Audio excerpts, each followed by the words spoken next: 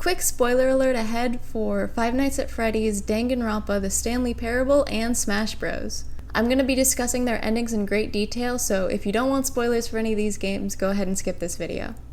I also have a lot of respect for all these franchises, and though I might critique how they went out, I understand that they're very unique and well-loved series for a reason. I don't dislike any of these series. I think that the way that they all chose to go out is very, very fascinating. Okay, enjoy the video. We all can think of one franchise that probably needs to end by now. These are franchises that companies or fans refuse to let die because of the deep love and revenue they've created. They're meant to be bricks used to build an empire in media that will last forever. But what happens when the creators of these stories want it to end?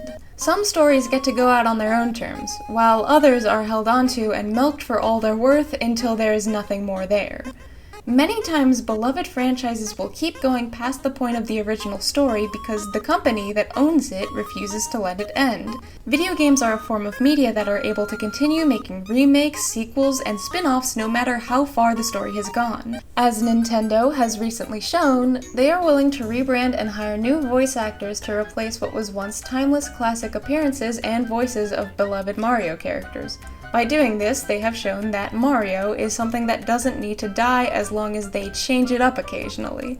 Though many creators whose creations have reached an endpoint may actually try to end the franchise themselves.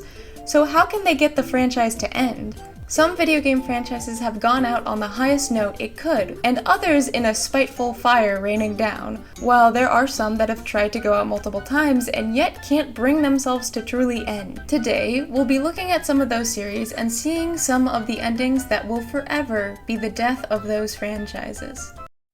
As mentioned, Nintendo will rebrand itself before it lets Mario go. All of the Nintendo franchises seem to be set up in a way that they continue these games as long as they want. Link and Zelda will forever be reborn into a new Link and Zelda. Kirby is an immortal god, and you can never escape another mortgage payment from Animal Crossing. Despite that, I believe there is one series that has been fully put to rest. That is Smash Bros. An incredibly popular and put-together game by Masahiro Sakurai. I'm not going to explain Smash Bros to you know what it is. There are 5 games: Smash Bros, Melee, Brawl, for the 3DS and Wii U, real creative name there guys, and Ultimate. There was a growing cast of characters that could be played, with Brawl expanding to characters that didn't belong to Nintendo, like Sonic the Hedgehog and Snake from Metal Gear Solid. The game also includes a story in adventure mode. Originally, the story of Smash was very simple. There was a hand called Master Hand that picked up plush versions of the characters and had them fight each other. Given that we pick toys out of a trunk and are in what appears to be a childhood bedroom, we can understand that the story is just a child playing with toys. That would explain why all these characters are able to interact and fight. In the next entry in the series, Melee, the toys are replaced with action figures. And we have another hand called Crazy Hand, meant to symbolize the urge to destroy things you create. We can see that the child we've been following has gotten a bit older and a bit more destructive. Now we have to fight Crazy Hand as well. Our next story is a far more in-depth one. Our heroes all battle each other with a force being able to control the Master Hand. This force is called Taboo. It's meant to symbolize the taboo of playing with toys when you get older.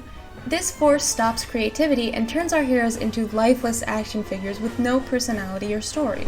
We have to defeat Taboo. So far, every final boss is treated like a force against creativity. This heavily changes with our next installment, Smash Bros. For the Wii U and 3DS. In this game, there is no larger story. You have as many resources that you need, you just need time. So we've moved further into adulthood. The final boss is not something that combats creativity.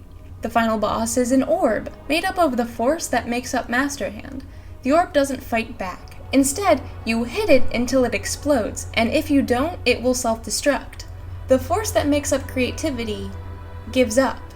Smash Bros. Brawl was announced before Nintendo told Sakurai it would be in production. Sakurai had already left the studio at that point, but he still came back to work on Brawl. He had to drop his projects in game design to work on Smash Bros. From the story and the gameplay to the outside situation, it seems clear that Smash Bros. Was meant to end a while ago, but there was one more game left in the franchise. Super Smash Bros. Ultimate came out on the Switch, and the story differed drastically from what the original overarching themes were. Master Hand and Crazy Hand are both killed. They are replaced by two forces, one wishing to start the world anew and continue adding forever, and the other wishing to destroy, even making it to the point where this reality never existed in the first place. Either force is made to tear apart the existing world. Most interpretations of this story say that the force is meant to represent Nintendo and Sakurai, one looking to expand on the series forever as a franchise, and the other wishing to destroy it, and even wishing it never existed. I also think that this can represent the pinnacle of creativity, one side wanting to create and spiral in on itself in the one place it found success, and the other looking for a way to finally end the idea so it can finally move on.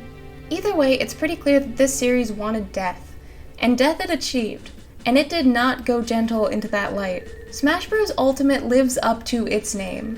This game brought in a new cast of characters, old ones that had been forgotten to time, and a system that rewarded players for time spent in the game, meaning that there is nearly endless content and playtime. It's clear that this was meant to be the peak of the series. Sakurai succeeded in not only making a good game, but an unrepeatable game. Smash Bros. Ultimate brought in a roster of 89 playable characters, some new, some returning from previous games. Young Link, who wasn't in Brawl but was in Melee, now returns in Ultimate. The new characters are from a variety of series and companies that collaborated with Smash Bros. On this game. Nintendo had to license characters from Konami, Sega, Capcom, Bandai Namco Entertainment, Square Enix, Altus, Microsoft, SNK, Mojang Studios, and Disney. Also, Toby Fox. This cast of characters is absolutely what killed the franchise. Sakurai addressed that if another Smash Bros. Was made, they would not be able to have such a large cast of characters and it would have to be cut down. The copyright and licensing that was done for this game likely wouldn't ever be repeatable. How could anyone even manage to improve upon a game with so much playtime? Sakurai publicly apologized for making this game have so much playtime. Hours need to be put into this game to unlock all characters, and some trophies including incredibly time-consuming tasks such as beating a 1 million versus mode. The game is said to have 300 hours of playtime, but any Smash player with a goal to complete the game can spend far longer than that. So, if Smash Ultimate has an incredible length in playtime, an unrepeatable cast of characters, a variety of new and old stages, an incredibly long story mode, and a story that can kill off every antagonist of the game up until this point, can there possibly be any room for a sequel? Though I wouldn't put it past Nintendo to try and make a sequel to this game that would require a large amount of planning and creativity. While Breath of the Wild and Mario Kart World are able to turn their games into an open world, Smash Bros. Would definitely not benefit from that, in my opinion. The premise is close quarter combat on one-screen stages. Open world would completely defeat the purpose. With Sakurai announced to be working on Kirby Air Riders, it seems that Smash Bros. Might finally be at a conclusion. Super Smash Bros. Finally at rest. Smash Bros. Ultimate had a story that could be picked up or ended at any point. But what about story-based games that want to end? Spoiler alert for the Danganronpa series, by the way. Danganronpa ended the first game with the outside world opening up to a white light, leaving the state of the world open to interpretation by the audience. Of course, fans had a lot of questions at this point, mainly being, what does the outside world look like? Does the surviving cast make it in the outside world? How much was the antagonist lying or exaggerating about? A large part of the twist of why the events of Danganronpa took place is because of an apocalyptic future started by an ideological revolt. This event is called the biggest, most awful, most tragic event in human history. Pretty intriguing, right?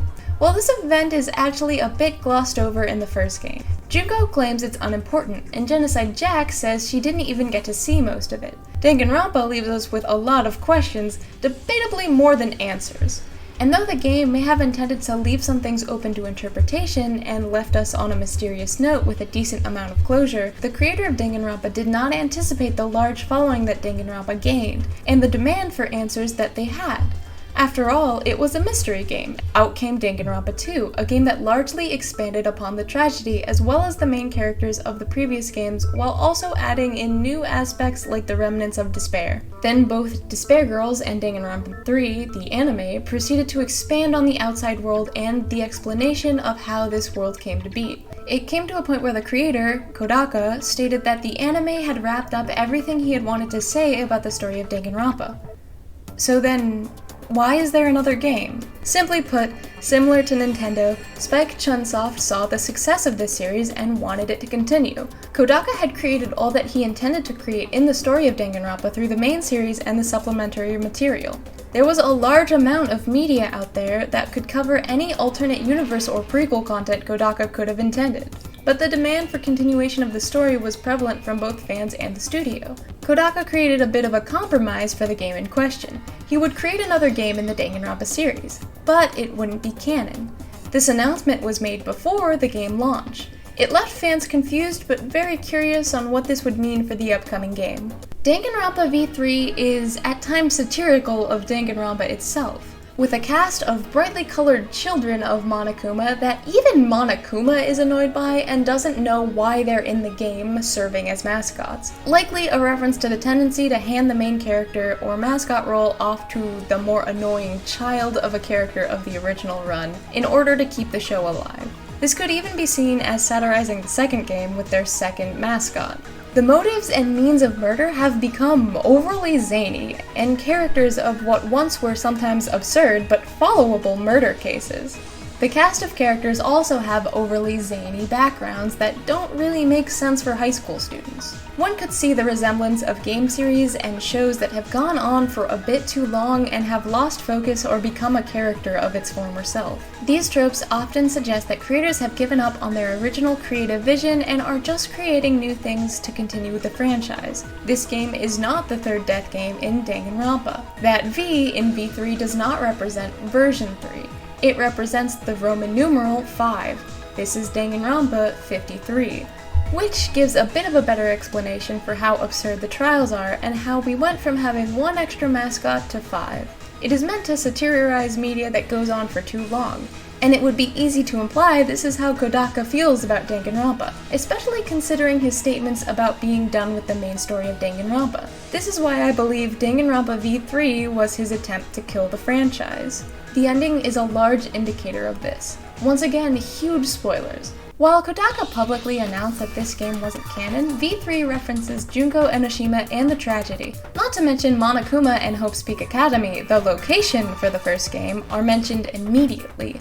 So this game does appear to be related to the previous games. It would be wrong to call this game unrelated to the main series. After all, going in with no context would make this game a bit confusing considering how it referenced past events. A more accurate way to describe this game would be that it takes place in a different universe. Not an alternate universe, but a universe outside of the Danganronpa universe. A world where Danganronpa is a show that people in a regular, non-apocalyptic world watch. That's right, this Danganronpa is actually a TV show that recruits real-life teenagers to be trapped in a school and kill each other. Our cast of characters is actually a cast of characters. They're written to be ultimate high school students, and that writing is implanted into their heads as if it's a memory. These are all actors and actresses who volunteered for this TV show knowing that they would kill each other. This cast of characters isn't real, or at least that's what the showrunners think. The characters themselves would like to believe they're real, even if they're fictional, though one of them serves as an audience stand-in. The ultimate robot has an antenna that lets him connect to an audience survey. This survey guides him on what to do. This is the audience of Danganronpa. Some fans found this a bit demeaning or harsh, and I can't blame them for this interpretation. The audience in this game serves as a plot device. They demand more Danganronpa when the story requires a force to go against, and they conform to the protagonist's wants and grow bored when the plot needs a conclusion. The audience can easily be seen as a straw man for the fans of the game series Danganronpa, or simply as an attack. The audience speaks in internet lingo and infantilizes, romanticizes, or badgers the characters. The audience argues that they deserve a good and satisfying ending considering how much time and love they've put into the franchise. They have no real critique of why the ending isn't good and why it should be changed. They are just yelling and demanding voices. Danganronpa has its flaws, and fans are very aware of the flaws and strengths and are allowed to critique where the story falls short. Ask anyone who's made an hour-long video essay on Danganronpa, myself included. Audiences don't often demand a flawless ending. We critique the flaws that we see in hopes that the writers can better create endings that tie up stories in a way that satisfies the story itself, not just the audience. All of that considered, this was a way for Kodaka to explain his view of both Danganronpa fans and Danganronpa in general. The people in charge will never let this franchise end, and the fans will never be satisfied with an ending. As the protagonist, you have to fight against both the fans' statements by wearing out their attention spans, and break down the showrunners by refusing to play anymore, getting the bad end and watching everything they've worked for crash and burn. Kodaka stated that he didn't intend to attack any fans and there wasn't meant to be any connection between the real Danganronpa fans and the audience in V3. But I think it's a bit hard to take that at face value. The point was the final trial was meant to end Danganronpa. No matter how bad the ending would seem, that was both the intent of the protagonist and the creator. Though the ending tried to imply that maybe there was room for expansion and to tie things into the main series, the final trial is completely about ending Danganronpa, stating that it has gone on for too long and that the characters must end it through force if necessary. Danganronpa V3 killed the franchise through a few means. For one, even if not canon, the twist of Danganronpa being fictional within the universe changes the main premise and feelings of the beginning of the series. While you can separate the two universes, the game states several times to your face that the characters aren't real and you shouldn't care for them. It does also state that fictional characters are real if they make you feel and think, but it can be hard to take out the perspective that nothing is real and nothing matters after the twist is revealed. It is the main twist of the entire game after all. There is some significance to it. Danganronpa V3 serves as a letter of resignation. Kodaka shows the audience a vision of what Danganronpa will become if it continues and shows that he is willing to burn it all down in order to end it. Death is a better ending than letting the franchise continue till the end of time. What do you mean the voice actor for Monokuma posted some cryptic date? Oh god, no. Story-wise and gameplay-wise, a game might have nothing more to offer to the audience. Either way, fans and studios might still want more. Smash Bros. And Danganronpa had a large success and fans to push their franchises. The same could be said for the Stanley Parable. Though where Smash Bros. Had gameplay to expand and Danganronpa had story, the Stanley Parable had said everything that it wanted to say in the first game. The game wasn't meant to be innovative gameplay or story-wise. It instead asked a question. It asked what choice was in video games. It proceeded to discuss that question in great detail. It had made its points and left. The structure of the Stanley Parable isn't a story with a strict beginning or ending. It loops in on itself. There is no true ending that gives you a conclusion to the relationship between the two characters, Stanley and the narrator. Instead, it restarts the game after every single ending. There is no start or end point. As the loading screen says, the end is never. But then, how do you make a sequel to this game? The Stanley Parable suggests you don't. Or maybe you do, but it will be a bit soulless. There is no Stanley Parable 2. Instead, there is Stanley Parable Ultra Deluxe. Here, the narrator makes his best efforts to make a sequel. The critiques, or really the Steam reviews, suggest features that the narrator doesn't like in practice. The narrator is stubborn and holds the Stanley Parable in very high regard. He views it as something that deserves an incredible sequel that embodies the values and quality of the original.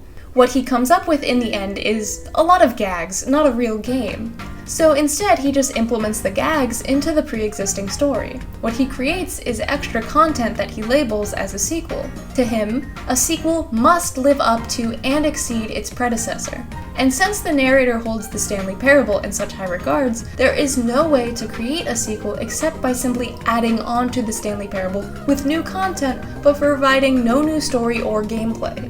Meanwhile, the game itself, or some kind of force within the game, states that the narrator is too sentimental. He's blinded by his own nostalgia. This voice states that the Stanley Parable is not sacred and does not need to be protected. It wants to keep making sequels until the sun explodes. This voice explains that all they need to do is slap a new subtitle onto the game and loop it forever. Both forces approach making a sequel in opposite ways, but both stances can be critiqued greatly. The truth is on the tin. The Stanley Parable does not need a sequel. The Stanley Parable Ultra Deluxe is not a sequel. There's new content, basically DLC. The narrator tries to add new features, pointless collectibles, and really tries, but fails to connect to the audience. There's a button you can press to say the player's name, but it only says Jim. The thing is, when you later find the buttons scattered about, some of them say Stanley.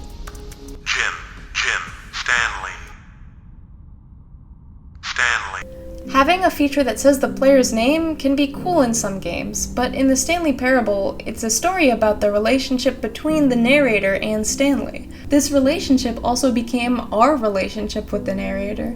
We were Stanley. Whatever that means, we were always Stanley to the narrator. Putting in these new features that are meant to address the player, stifle the confusion of the original, and change the atmosphere.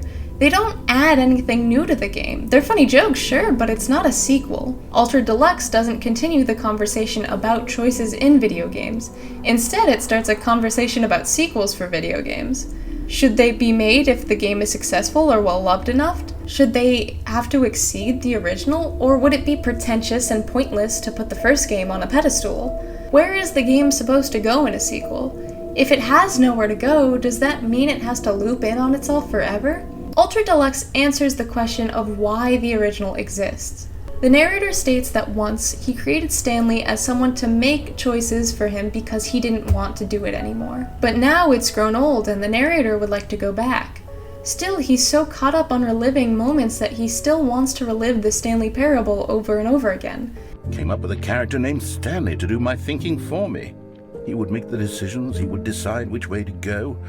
I would cheer him on as he collected figurines for no reason. Why did I invent Stanley? Was I lonely? Yes, perhaps that's it. Perhaps I needed to imagine I had companionship. And Stanley really did make for a wonderful companion. The Stanley Parable has no conclusion. Instead, it loops in on itself forever. The Stanley Parable Ultra Deluxe says that the Stanley Parable doesn't need a sequel. It opens up the discussion to what a sequel looks like, what features it could possibly introduce, and what it would do to the original. Ultra Deluxe decides that there is no reason for the Stanley Parable to do anything except loop in on itself. Any sequel would simply be an attempt to make a quick buck and keep the franchise going forever, and that's not what the Stanley Parable wants or needs. Oh, there's one more franchise I should talk about, isn't there? Okay, let's be honest. I know this one, you know this one. If you're deep enough in the internet to see my video, you know FNAF. Every game I've talked about has made a fairly successful attempt to end a franchise. FNAF is over a decade old, and I can't say how many games it has because do I count the RPG in the phone game? I'm not ready to have that discussion. I have not committed my life to knowing the lore, only my teenage years. But this series was originally meant to be a trilogy.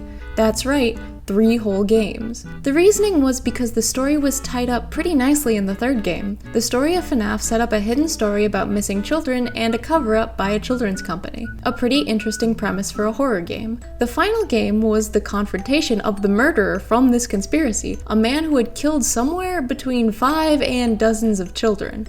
You assist the children in finding peace, and the murderer burns in a fire. With that, Five Nights at Freddy's should be over, given that the spirits are at rest and the killer has a well-deserved fiery fate. Well, it would just be the first fire in a series of many, very literally speaking. See, while the story was tied up very nicely, the gameplay was pretty unanimously considered lackluster and disappointing, even by the creator, Scott Cawthon himself. And oh, Mr. Cawthon, you sure like to dig holes. Cawthon had no responsibility to carry on with this game as he was an indie creator, and though there were critiques, many people agreed that the story did leave on a good ending note. However, Cawthon had other plans. Five Nights at Freddy's 4 was announced, and it was meant to up the fright, the jump scares, and the gameplay, and tie up all and any loose ends. To his credit, the design and the jump scares were a large step up from the third game, and most people liked the gameplay a bit more. It differed from the original formula of gameplay, but it was similar enough and provided some new challenges. The problems it raised was with the lore. That goddamn lore. See, here we see the infamous Bite of 87? Or maybe not. Apparently it's not the actual year. Oh, what does it matter? This is not a FNAF lore video. I'm not cut out for that. Along with that, it was implied that the plot holes of the previous games could be explained because, say it with me, it was all a dream. That's certainly not the most popular approach to concluding a story, as it kinda dismantles the investment of the audience. If this is what Cawthon originally intended to imply, then that would mean that Cawthon used a very similar approach to Kodaka by claiming that the story wasn't actually set in reality. However, while Kodaka did it to address his feelings on Danganronpa and the fanbase, Cawthon did it to tie up the story. I know there are debates on if Dream Theory was actually meant to be implemented into the story or if that was just a conclusion that was drawn. I think there's evidence suggesting both ways. If Dream Theory was an intended step in the story of FNAF, then it could say something interesting about creators and how they use different ways of separating reality and art in order to almost invalidate parts of their story. The problem is, people weren't really content with the answers given in FNAF 4. Similarly to how Danganronpa 3 points out, it's not a very satisfying ending. So, Cawthon makes FNAF World, a game where Cawthon explains that he's tired of making these games, and you literally have to kill him. When asked about the dialogue, Scott said it wasn't serious and was meant to be a joke, and it was also taken out of the mobile port of the game. Cawthon, I didn't know you were best friends with Kodaka. You guys are sharing notes like crazy. It's interesting to see that these creators have similar approaches to trying to kill their franchises. I think the similarities come in trying to talk to fans in a way that can be considered completely open and vulnerable, but also can and have been excused as satire or hyperbole. In doing so, this approach can be seen as guilting fans while not wanting to lose or offend your audience. After all, the cult followings behind these games are the reason for their success. Both of these projects were the result of a creative's attempt to reach people with their ideas so that, speaking blatantly, the creatives could create for monetary gain and be able to avoid grueling jobs that would take away time to create things. Now, we don't have time to unpack all that, but the too long didn't read is simply, creatives cannot survive our capitalist world without a following, and therefore, if they have a large following, shouldn't they be grateful for it? I don't know. Pizza Simulator. Now ask any FNAF fan and chances are they'll tell you this is where the series should have ended. This game tied everything up in a nice little bow. I know, I was surprised too. But the main story provided solid enough gameplay and design, oh, don't look at him, good lord, and repeated all the good stuff from the third game, sending our murderer up in flames, not quite one last time, and setting the souls of the victims free, again. It ends with the coolest monologue in the series that assures fans that it's finally over, and the minigames give little details about the deaths of the children that some people had questions about. So perfect, we're done, everything's done, oh, okay. Ultimate Custom Night. To quote KazooCat's video, this was more of an encore than a sequel. You play as the murderer, who's in an eternal hell of playing these god-forsaken games until the souls let him rest, which they may never do. He must die again and again and again by the hands of his victims. Alright, throw in a little lore for the theorists and exit stage left, right? Right? Five Nights at Freddy's was then sold to a game company, which means it will never die. Out of 8 games, 5 of them were attempts to end the series. And then Steel Wool made 5 more. Honestly, I'm just upset because no matter if you count FNAF World or not, the 5th game isn't titled Five Nights. That's a missed opportunity. But here we see the painful resurrection of this franchise, not because of the force of some studio or even really the fans, but because the creator is unwilling to let go. Even as Cawthon steps into retirement, he's still working on FNAF games as a writer under Steel Wool. If you enjoy these games, please continue to. But I think many people, myself included, wish the franchise would have ended at 3, 4, FNAF World, Pizzeria Simulator, or Ultimate Custom Night. Now that it's recently in the hands of a company, I don't think we're gonna see any more attempts for endings. I think this series has been scooped for all it's worth and is just a walking corpse at this point. But it won't die, because it always comes back. Did you get it? Do you get it? It's funny. Sequels aren't always in the creative vision of the original. Sometimes they're soulish cash grabs, and sometimes they're franchises begging to be put out of their misery.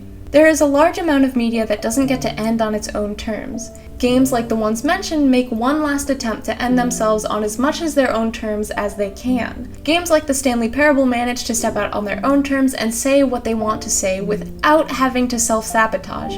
Meanwhile, games like Danganronpa may uproot their story in order to end its sequels. But the most impressive way to go out would probably be Smash Bros., which made a game so impressive that it can't be topped.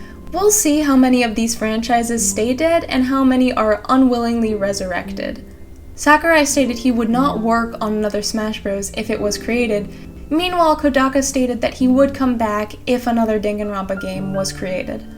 But for now, these creators have moved on to other things. As much as we, the audience, would like to talk about letting things end in good places and how tired we are of soulless sequels, I also have a hard time letting go of media that I love. But seeing how these games have gone out, one with a discussion, one with an axe, and another with a golden bar to uphold, we can understand how desperate these creators are to let their successful works and possibly greatest achievements end.